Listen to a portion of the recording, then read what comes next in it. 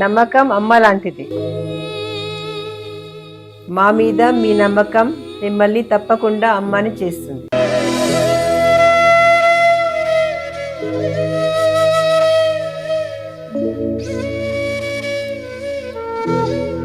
నేడు ఎంతో మంది మా మీద నమ్మకంతో అమ్మాయారు. మీకోసం అమ్మతనం ఎదురు చూస్తుంది. వివరాలకు సంప్రదించండి కిరణ్ ఇన్ఫర్టిలిటీ సెంటర్, హైదరాబాద్, బెంగళూరు, చెన్నై, ఢిల్లీ. శ్రీమాత్రే నమః. జయ గురు దత్తాత్రేయ నమః. ఈ వీడియోలో మనం మార్చి 2వ తారీఖు నుంచి 26వ తారీఖు మధ్యలో శుక్రగ్రహం మీనరాశిలో ప్రవేశిస్తూ అక్కడ ఉన్నటువంటి శని భగవానుడితో కలిసి సుమారుగా ఒక 24 రోజులు ప్రయాణం చేయడం జరుగుతుంది. శుక్రుడు ఉచ్చక్షేత్రంలో చేరడం వల్ల అక్కడ మాలవ్య మహాపురుష యోగం అనే పంచమహాపురుష యోగం ఒకటి ఏర్పడడం జరుగుతుంది. అంటే ఈ యోగం కొన్ని రాసుల వారికి మాత్రమే వర్తించడం జరుగుతుంది.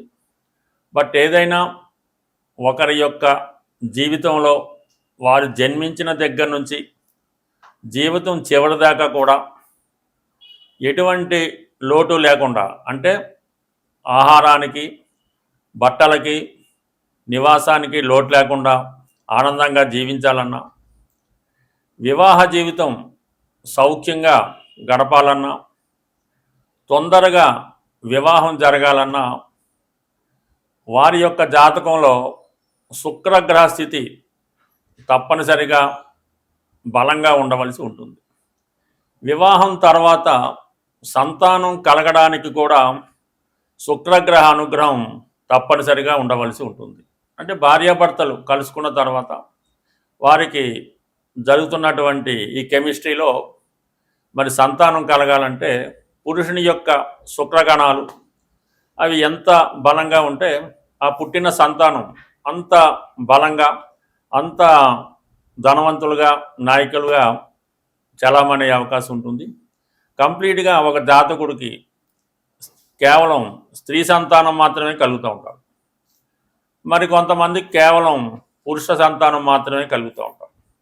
ఈ విధంగా ఈ సంతానానికి కూడా జాతకంలో ఏర్పడినటువంటి మిగతా దోషాలతో పాటు శుక్రుని యొక్క స్థితిని బట్టి మాత్రమే సంతానం అనేది కలుగుతూ ఉంటుంది. సంతానం ఆలస్యానికి కూడా శుక్రుడే కారణమవుతుంటాడు. అలాగే స్త్రీల విషయంలో వచ్చినప్పుడు స్త్రీలు చాలా పవిత్రంగా, గౌరవప్రదంగా జీవించాలన్నా, వారి చక్కగా అందంగా ఉండాలన్నా, అంటే ఏదన్నా ఒక సినిమా పరిశ్రమలో బాగా హీరోయిన్గా రాణించాలన్నా, ఒక టీవీ రంగంలో బాగా రాణించాలన్నా, సెలబ్రిటీ రంగంలో చక్కగా రాణించాలన్నా కూడా, ఒక బ్యూటీ కాంపిటీషన్లో నెగ్గాలన్నా కూడా శుక్రుడు వారి జాతకంలో బలంగా ఉన్నప్పుడు కామన్గా వాళ్ళ జీవితంలో ఒక సెలబ్రిటీలాగా, ఎక్కడికి వెళ్ళినా ఒక దేవతలాగో లేదంటే ఒక అమ్మవారిలాగో కనబడటం జరుగుతూ ఉంటుంది. అయితే ప్రధానంగా శుక్రుడు ఎవరి జాతకంలో అయినా శనితో కలిసి ఉన్నప్పుడు ఆ స్త్రీ కంపల్సరిగా ఏదో ఒక ఉద్యోగం చేయడం జరుగుతూ ఉంటుంది. అలాగే ఆమెకి వివాహం తర్వాత భర్త గారికి బాగా కలిసి రావడం జరుగుతూ ఉంటుంది. కంపల్సరిగా శుక్రశనులు మగవారి జాతకంలో ఉంటే అతనికి పెళ్లి తర్వాత లాభం కలుగుతూ ఉంటుంది, ఉద్యోగం చేసే భార్య రావడం జరుగుతూ ఉంటుంది.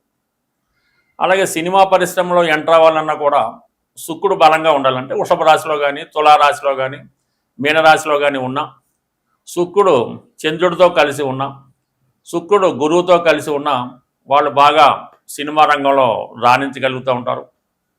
అయితే శుక్రుడు సినిమా పరిశ్రమలో విలన్ కారణమవుతుంటాడు అనమాట. ఇప్పుడు వేస్తున్నటువంటి స్త్రీలు వ్యాంపుగా విలన్గా నటించిన, మరి విలన్గా వచ్చినటువంటి మోహన్ బాబు గారు, చిరంజీవి గారు వీళ్ళంతా కూడా శుక్రగ్రహ ప్రభావం వల్ల ముందుగా విలన్గా వచ్చి తర్వాత హీరోగా మారడం జరిగింది.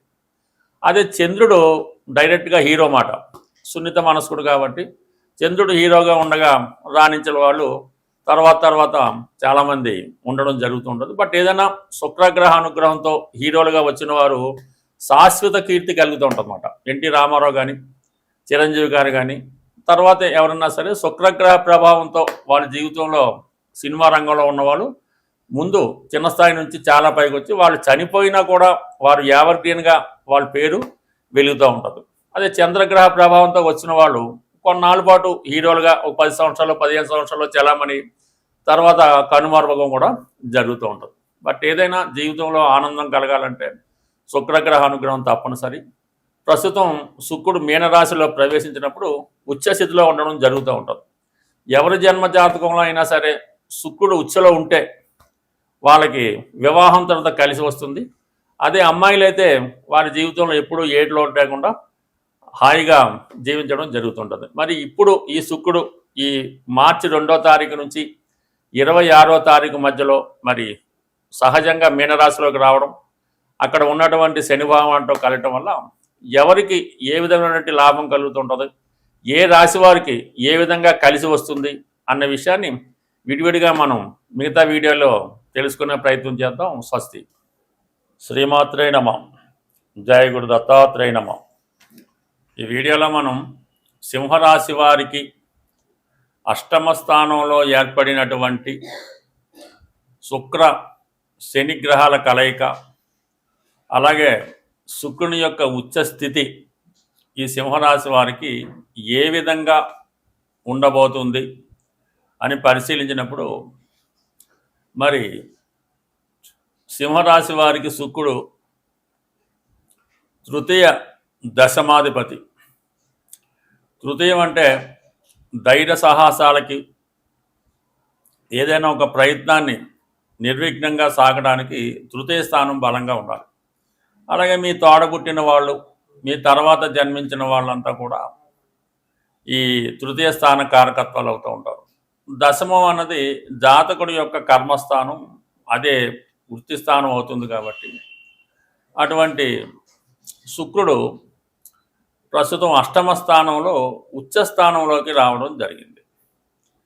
ఏదైనా సందర్భంలో ఒక దశమ స్థానానికి అంటే దశమ భావానికి అష్టమాధిపతితో ఎటువంటి సంబంధం వచ్చినా సరే జాతకుడికి వృత్తిపరమైనటువంటి ఇబ్బందులు, కష్టాలు రావడం జరుగుతూ ఉంటుంది.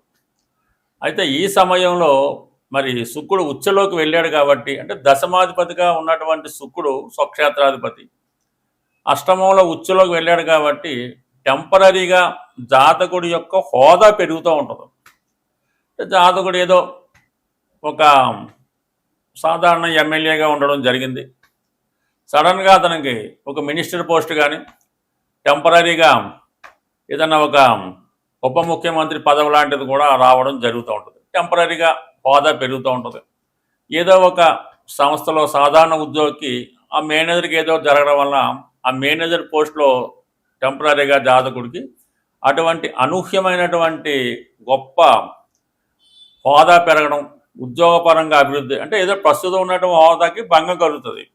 ఏదో అసిస్టెంట్ మేనేజర్గా ఉన్నదానికి ఉద్యోగం పోతుంది, మరి మేనేజర్గా మళ్ళా కొత్త పదవిలో రావడం జరుగుతూ ఉంటుంది. ఈ విధంగా మరి మంచి మార్పు జాతకుడికి రావడం జరుగుతుంది. పైపెచ్చు శని కూడా వృత్తికారకుడు. ఈ వృత్తికారకుడితో దశమాధిపతికి వెళ్ళడం వల్ల ఎవరైతే నిరుద్యోగులు ఉన్నారో ఆ నిరుద్యోగులకి ఈ సమయంలో మీరు ప్రయత్నాన్ని బట్టి కంపల్సరిగా ఉద్యోగ ప్రయత్నాలు ఫలిస్తాయి. ఎస్పెషల్లీ ఈ రాశిలో ఉన్నటువంటి స్త్రీలకి ఏమాత్రం అవకాశం ఉన్నా, మీరు ఏమాత్రం ప్రయత్నం చేసినా ఈ సమయంలో అంటే మార్చి 2వ తారీఖు నుంచి మార్చి 26 మధ్యలో కంప్లీట్గా ఉద్యోగం అన్నది రావడం జరుగుతూ ఉంటుంది. అలాగే ఈ సింహరాశి వారికి ఈ సమయంలో అంటే దశమాధిపతి శనితో కలిసి ఉన్నాడు. దానివల్ల ఏమవుతుందంటే మీరు ఒకేసారి ఉన్నత స్థాయి ఉద్యోగం అన్నది రావడం కుదరదు. అలాగే చాలామంది సింహరాశి వారు ఏదో ఒక ఉద్యోగాన్ని టార్గెట్ పెట్టుకొని దానికోసమే సంవత్సరాల కొలది ఎదురు చూడటం జరుగుతూ ఉంటుంది. ఈ విధంగా ఇప్పుడు ఈ రాశి వారికి, సింహరాశి వారికి మీరు చేస్తున్నటువంటి పెద్ద ఉద్యోగం అంటే మీరు ఆశిస్తున్నటువంటి పెద్ద ఉద్యోగం ఈ సమయంలో రాదు. ఇప్పుడు వచ్చినటువంటి సాధారణ స్థాయి ఉద్యోగానికి అంటే మీరు 100% ఉద్యోగం కొరకు ఎదురు చూస్తుంటే ఇప్పుడు ఒక 50% ఉద్యోగం రావచ్చు. దాంట్లో మీరు చేరి నెమ్మదిగా ట్రై చేసుకుంటే తర్వాత మీకు పెద్ద ఉద్యోగం వచ్చే అవకాశం ఉంది. కాబట్టి కంప్లీట్గా సింహరాశి వారు ఇప్పుడు వచ్చినటువంటి ఉద్యోగాన్ని కంప్లీట్గా మీరు ఉపయోగించుకుంటే అతి తొందరలో మీకు పెద్ద ఉద్యోగం వచ్చే అవకాశం ఉంది. కాబట్టి దీన్ని కంప్లీట్గా ఉపయోగించుకోవడం మంచిది. ఎస్పెషల్లీ సింహరాశిలో ఎవరైతే సినిమా రంగంలో ఉన్నారో, అది డైరెక్టర్లుగా కానీ హీరోలుగా కానీ మీరు ఏ రంగంలో ఉన్నప్పటికీ కూడా చాలా వరకు మీ యొక్క టాలెంట్కి తగిన గుర్తింపు రావడం జరుగుతుంటుంది. అనూహ్యంగా మీ యొక్క రెమ్యునేషను, హోదా కూడా పెరిగే అవకాశం ఉంది. బట్ ఏదైనా ఈ సమయంలో మీరు ఒక పెద్ద స్థాయిలో వ్యాపారాన్ని ప్రారంభించాలన్నా, ఒక ప్రాజెక్టు స్థాపించాలన్నా, ఒక సినిమా స్టార్ట్ చేసుకోవాలన్నా ఈ శుక్రుడు మీకు ఉచ్చ స్థితిలో ఉండగా, అంటే మీకు మార్చి 2 నుంచి 26 మధ్యలో మీరు ఎంత ప్రాజెక్టు స్థాపించినా కూడా దానికి ఎటువంటి ఆర్థికపరమైన ఇబ్బందులు లేకుండా, ఎటువంటి అడ్డంకులు లేకుండా కంప్లీట్గా సక్సెస్గా పూర్తి చేయగలిగే అవకాశం ఉంది. అంటే ఇది ఒక ముహూర్తం లాంటిది. ఈ ముహూర్తంలో మీరు ఏ పని ప్రారంభించినా దాంట్లో పూర్తి సక్సెస్ పొందడం జరుగుతుంది. స్వస్తి. శ్రీమాత్రే నమః. జీవితంలో అదృష్టవంతులు అవ్వాలంటే శుక్రుడు వారి జన్మజాతకంలో బలంగా ఉండాలి. శుక్రుడు బలవంతుడు అవ్వాలంటే జాతకుడు కొన్ని నియమాలు పాటించవలసి ఉంటుంది. అవి వీలైతే ప్రతిరోజు కూడా శుభ్రమైనటువంటి వస్త్రాలు ధరించవలసి ఉంటుంది. అంటే ఒకసారి ధరించినవి తిరిగి ధరించకుండా ఉతికి ఆరేసినటువంటి బట్టలు అవి ప్రతిరోజు ధరించడం వల్ల, అలాగే శుక్రవారం రోజు కంప్లీట్గా మీరు ఏదైనా అమ్మవారు ఆలయాన్ని దర్శించడం కానీ ఇంట్లోనే అమ్మవారిని పూజించుకోవడం జరుగుతూ ఉంటుంది. శుక్రవారం సాయంకాలం రోజు అమ్మవారికి ఎరుపు రంగు పూలతో అలంకరించి నెయ్యి దీపం వెలిగించవలసి ఉంటుంది. అంటే ఇప్పుడైతే చిన్న చిన్న గృహాలు కాబట్టి పర్వాలేదు. సాయంకాలం పూట దీపాలు వెలిగించే ముందు పెరటి తలుపులు, అంటే ప్రధాన సింహద్వారం కాకుండా బ్యాక్ డోర్, ఆ డోర్ని కంప్లీట్గా క్లోజ్ చేసి దీపాలన్నీ వెలిగించిన తర్వాత సాయంకాలం సూర్యాస్తమైన తర్వాత మరి అమ్మవారి దగ్గర నేతితో వెలిగించినటువంటి దీపాన్ని వెలిగించి మీకు వచ్చినటువంటి అమ్మవారి లక్ష్మీ అష్టోత్తరమో, కనకదార స్తోత్రమో, శ్రీ సూక్తం చదివినా విన్నా పర్లేదు. అలాగే 6 సంఖ్య కలిగినటువంటి 6 రూపాయలు కానీ, 60 రూపాయలు కానీ, 600 కానీ ఏదైనా ఒక అమ్మవారి దగ్గర ఒక జాడీ లాంటిది, అంటే ఉప్పేసుకునే జాడీ లాంటిది పెట్టి, తెలుపు రంగు అయితే మరీ మంచిది. అందులో ప్రతి శుక్రవారం కూడా ఈ 6 సంఖ్యతో కలిగినటువంటి, ఇప్పుడు ఉన్నటువంటి ఒక 3 10 రూపాయల కాయిన్లు అయ్యచ్చు, ఒక 3 రూపాయి కాయిన్లు, అలాగైనా 6 సంఖ్య నాణ్యాలు లెక్క. ఇక్కడ 6 సంఖ్య వచ్చే విధంగా మీరు ప్రతి శుక్రవారం అమ్మవారి దగ్గర వేయడం వల్ల, అలాగే ఏదో ఒక శుక్రవారం యాలకులు, మంచి పుష్టిగా ఉన్నటువంటి ఆరోగ్యకరమైనటువంటి యాలకులు సుమారు ఒక 41 యాలకులు తీసుకొని అవి శుభ్రంగా దండగా గుచ్చి అమ్మవారికి అలంకరించడం వల్ల అవి ఒక సంవత్సరం పాటు ఉన్నా ఇబ్బంది లేదు. ఈ విధంగా అమ్మవారిని యాలకులతో అలంకరించడం, శుక్రవారం రోజు ఈ విధంగా విధి విధానంగా పూజ చేయడం వల్ల నెమ్మదిగా మీకు వారం వారం మీ యొక్క ఆర్థిక స్థితి మెరుగవుతుంది. అలాగే కుటుంబంలో ఉన్నటువంటి స్త్రీలకి ఎటువంటి ఇబ్బంది కలగకుండా, వారి కంటి నుంచి కన్నీరు రాకుండా జాగ్రత్తగా కాపాడుకుంటే మంచిది. అలాగే స్త్రీలు కూడా సాధ్యమైనంత వరకు ప్రతిరోజు కూడా సాంప్రదాయమైనటువంటి దుస్తులు ధరిస్తూ శుచిగా శుభ్రంగా ఉండడం వల్ల ఆ గృహం లక్ష్మీ కళ తాండవిస్తూ ఉంటుంది. అలాగే వంటగది కూడా చాలా నీట్గా, అంటే మీ యొక్క వంటగదిని బట్టి మీ యొక్క ఆర్థిక స్థితి అన్నది చెప్తూ ఉంటుంది.